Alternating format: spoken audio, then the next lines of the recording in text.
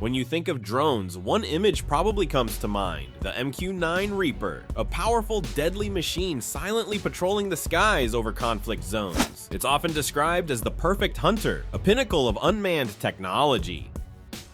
But behind the sleek reputation, there's a different story. A story of mechanical failures, vulnerabilities, and controversies that rarely make the headlines. Today, we'll take a closer look at why the MQ-9 Reaper isn't as flawless as it seems. We'll dive into the real-world problems it faces, how the US military is trying to fix them, and what the future of drone warfare might look like. The story of the MQ-9 Reaper begins in the late 1990s, during a time when the United States was redefining how wars were fought.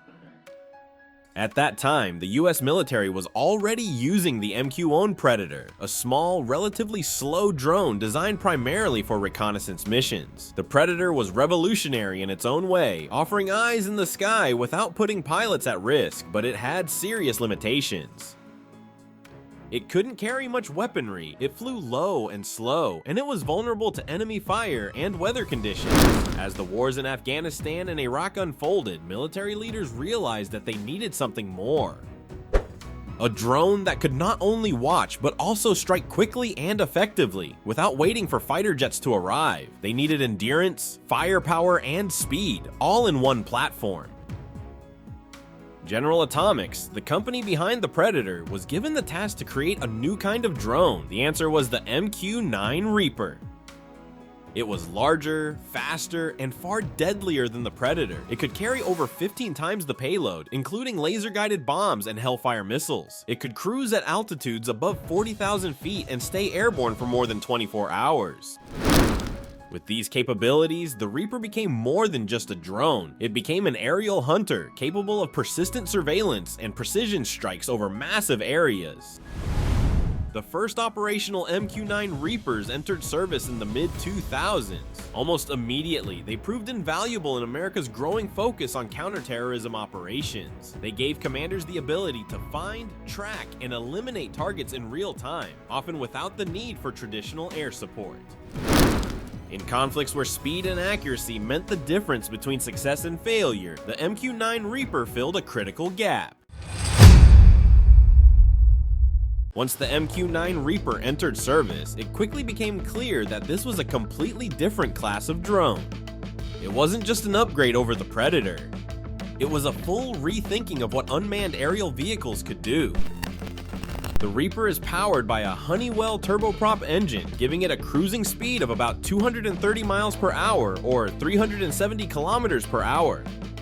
That might not sound fast compared to a jet fighter, but for a drone tasked with long-endurance patrols, it was a major improvement. The MQ-9 can operate at altitudes of up to 50,000 feet, well above the reach of most small arms and even some anti-aircraft weapons. Its operational range extends over 1,800 kilometers without refueling, and it can remain airborne for more than 27 hours on a single mission. But what really sets the Reaper apart is its ability to carry a heavy and diverse weapons load. Equipped with 6 external hardpoints, the Reaper can be armed with a combination of AGM-114 Hellfire missiles, GBU-12 Paveway-2 laser-guided bombs, and GBU-38 JDAM GPS-guided bombs. This versatility allows it to engage a wide range of targets, from vehicles to fortified positions. And yet, despite its impressive payload and endurance, the Reaper is operated remotely by a 2-person crew, a pilot and a sensor operator who control it from ground stations that can be located thousands of miles away. The pilot handles flight operations, while the sensor operator manages surveillance equipment and weapon systems. Together, they form a team capable of identifying, tracking, and eliminating a target, all without ever physically entering the battle space. In many ways, the MQ-9 Reaper represents a shift in the philosophy of air power itself: endurance over speed, precision over brute force, and remote presence over physical dominance. But as capable as the Reaper is, it also comes with a unique set of vulnerabilities. Vulnerabilities that would become more apparent as new conflicts emerged. Despite its impressive design and capabilities, the MQ-9 Reaper is not invincible. Mechanical failures and accidents have been a recurring problem throughout its operational history. According to official reports from the US Air Force, more than 100 MQ-9s have been lost in accidents since their introduction. That's a significant number for a platform often seen as highly reliable. Many of these incidents were caused by technical malfunctions. Engine failures, loss of satellite communication links, and problems with onboard systems have all contributed to crashes. One notable example occurred in Africa in 2023 when an MQ-9 crashed after an in-flight engine failure, resulting in a total loss valued at over $21 million. Another case took place in Romania the same year, where a Reaper failed during landing due to a combination of pilot error and technical issues. Even well-trained crews are vulnerable to mistakes when operating a drone remotely, especially under stressful conditions. Weather has also been a factor. High winds, sandstorms, and icy conditions have led to multiple crashes, particularly in regions like the Middle East and North Africa, where environmental conditions are harsh. The nature of remote piloting introduces its own risks. A small delay in communication between the pilot and the aircraft can mean the difference between a safe landing and a total loss. Moreover, the MQ-9's large wingspan, which is excellent for endurance, makes it particularly sensitive to sudden crosswinds during takeoff and landing. And unlike manned aircraft, a drone cannot feel the environment in the same way. It reacts only to the data it receives. These mechanical and operational weaknesses have forced the US military to rethink maintenance protocols and improve training for ground crews and pilots. But no matter how many improvements are made, accidents remain a part of the reality when operating a fleet of drones this large and this complex. While mechanical failures are a problem for any aircraft, the MQ-9 Reaper faces a different and perhaps more serious threat: electronic warfare. Unlike traditional fighter jets, Reapers rely heavily on satellite communications for control and data transmission. This connection allows pilots to operate the drone from thousands of miles away, but it also creates a critical vulnerability. If the link is jammed, disrupted, or intercepted, the drone can become blind, deaf, or even uncontrollable. In fact, history has already shown how dangerous this can be. In 2009, during operations in Iraq, insurgents were able to intercept unencrypted video feeds from US drones, including MQ-9s, using simple, commercially available software. While they couldn't control the drones themselves, gaining access to live video feeds gave them critical intelligence on US operations. After this incident, major upgrades were made to encrypt drone communications. But the threat didn't disappear. Advanced electronic warfare systems, especially those fielded by countries like Russia, China, and Iran, are capable of jamming, spoofing, or degrading satellite links. Spoofing, in particular, involves sending false GPS signals to the drone, potentially causing it to veer off course or even crash. In 2011, Iran claimed to have captured a US RQ-170 stealth drone by using spoofed GPS signals, a claim that, while controversial, highlighted real vulnerabilities in unmanned systems. The Reaper's dependence on satellites and GPS makes it particularly exposed in environments where sophisticated electronic warfare capabilities are present. To counter this, the US military has been developing technologies like the Angry Kitten electronic warfare pod, allowing the Reaper to detect, react to, and resist some types of jamming and interference. However, even with improvements, Reapers are still considered vulnerable in contested airspaces, places where electronic warfare is intense and constant. And as potential adversaries invest more into electronic warfare, this vulnerability is likely to become an even greater challenge for unmanned operations in the future. Another major vulnerability of the MQ-9 Reaper lies in its limited ability to survive in environments where enemy air defenses are active. The Reaper was never designed to operate against modern, integrated air defense systems. Its large wingspan, relatively slow speed, around 230 miles per hour, and lack of stealth features make it an easy target for radar-guided missiles and even advanced anti-aircraft guns. In conflicts against lightly armed insurgent groups, this wasn't a major problem. But in higher threat environments, the Reaper becomes highly vulnerable. We've already seen this vulnerability exposed in real operations. In 2019, an MQ-9 was shot down over Yemen by Houthi rebels, reportedly using a surface-to-air missile supplied by Iran. In the same year, another Reaper was downed over Libya, allegedly by Russian-supplied air defense systems operated by local forces. And in 2023, an MQ-9 operating over the Black Sea was forced to ditch after being damaged by a Russian fighter jet, a reminder that even non-missile threats can bring down an unmanned platform. Unlike stealth aircraft, the Reaper's radar cross-section is relatively large. It can be detected and tracked by a wide variety of enemy systems long before it can engage or evade. Additionally, without any onboard defensive measures like electronic countermeasures, towed decoys, or active protection systems, the Reaper has little chance of surviving a missile attack once it's targeted. This limits its use to airspaces that are either uncontested or only lightly defended. In a conflict against a peer or near-peer adversary, flying a Reaper into defended territory would be extremely risky and probably short-lived. As a result, commanders must carefully plan Reaper missions to avoid zones where enemy air defenses are active, which can significantly restrict operational flexibility. In future high-intensity conflicts, platforms like the Reaper will either need major upgrades, or they may be replaced entirely by smaller, stealthier, and faster unmanned systems. Beyond mechanical failures and vulnerability to enemy fire, the MQ-9 Reaper has been at the center of one of the most sensitive issues in modern warfare: civilian casualties. Precision strikes were supposed to minimize collateral damage. Yet despite advanced sensors and careful targeting protocols, mistakes still happen, often with tragic consequences. One of the most infamous incidents occurred in August 2021, during the chaotic withdrawal from Afghanistan.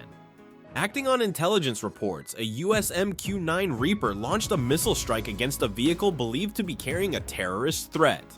Instead, the attack killed 10 civilians, including 7 children. The incident sparked outrage both inside and outside the United States, forcing the Pentagon to issue a rare public apology. Sadly, it wasn't an isolated case. In 2013, another drone strike, this time in Yemen, mistakenly targeted a wedding convoy, resulting in the deaths of at least 12 civilians. These tragedies highlight a harsh reality. No matter how sophisticated the drone or how careful the operators, the fog of war can never be completely eliminated. Misidentifications, incomplete intelligence, and split-second decisions all contribute to a deadly margin of error. The political fallout from these incidents has been significant.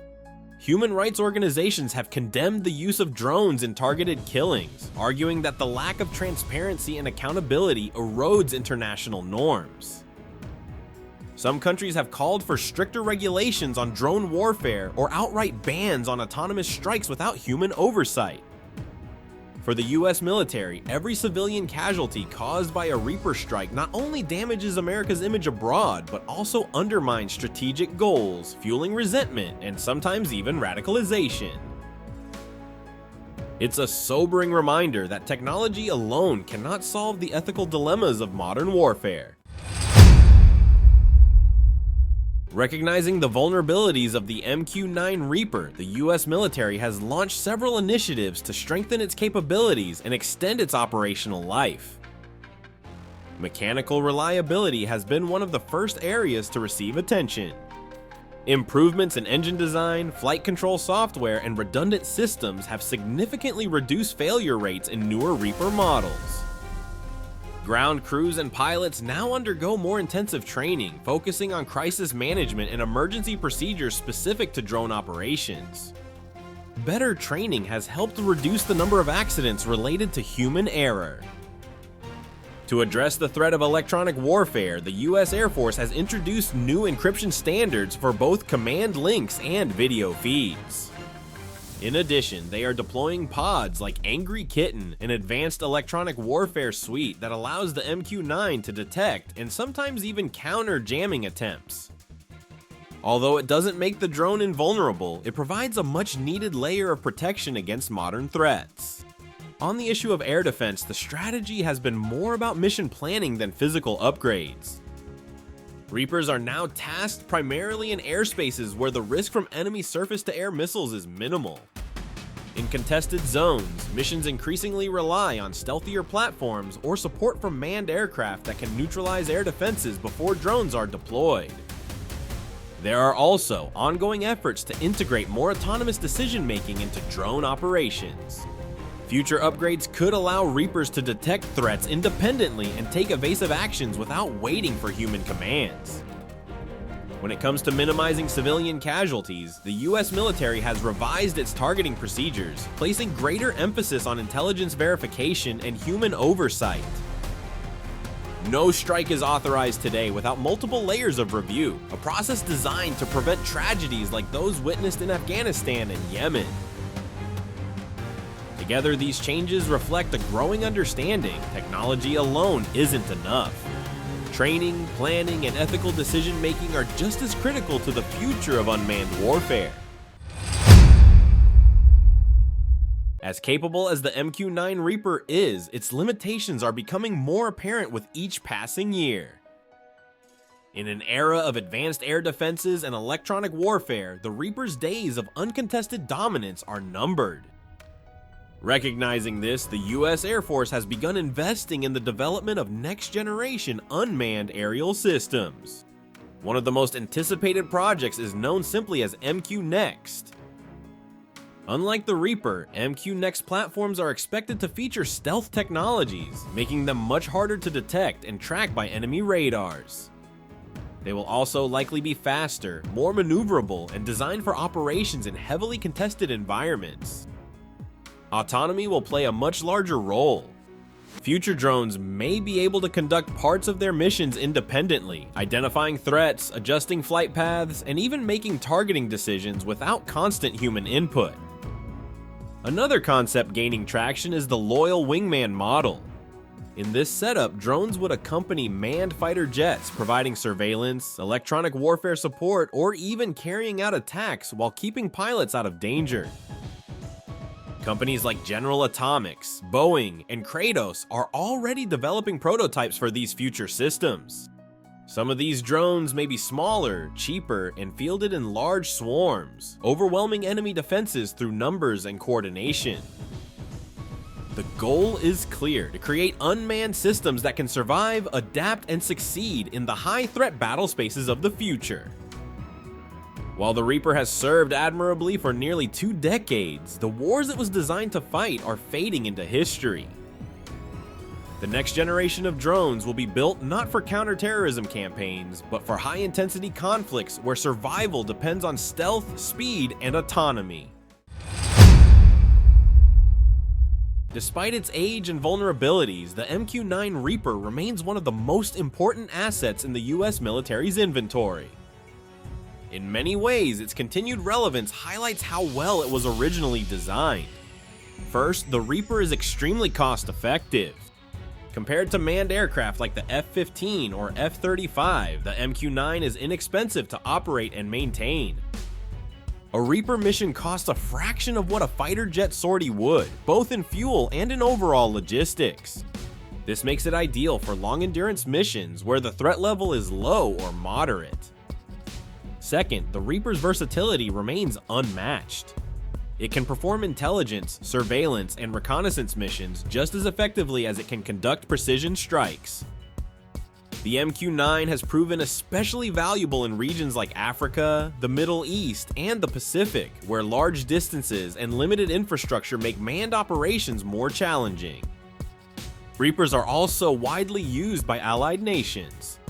Countries like the United Kingdom, France, Italy, and Japan operate their own MQ-9 fleets, expanding its operational footprint across the globe.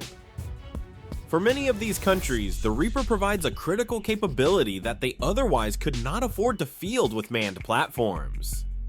Finally, the MQ-9 continues to evolve. Upgrades to sensors, communications, and weapon systems have kept it relevant even as threats have changed. Newer variants like the MQ-9B Sky Guardian feature enhanced endurance, weather resistance, and even the ability to operate in civilian airspace under international aviation rules. So while it may no longer be cutting edge, the Reaper still fills a vital niche. It's a reminder that in military technology, sometimes reliability, affordability, and adaptability can matter just as much as raw power. The MQ-9 Reaper is a symbol of a particular moment in military history. A time when the United States needed persistent surveillance and precision strikes against elusive enemies, often in remote corners of the world. In that role, the Reaper was unmatched. But every platform has its limits. As air defenses evolve, as electronic warfare grows more sophisticated, and as political landscapes shift, the vulnerabilities of the Reaper have become impossible to ignore. The future belongs to drones that are stealthier, smarter, faster, and far less dependent on constant human control. Yet, there is an important lesson in the Reaper story. Success in warfare isn't just about having the most advanced technology. It's about understanding the mission, adapting to new realities, and knowing when it's time to evolve. For now, the MQ-9 continues to fly, watching, striking, and serving a world that is rapidly changing. And even when it eventually leaves the battlefield, the legacy of the Reaper will endure. As a reminder that every era of innovation carries within it the seeds of its own transformation.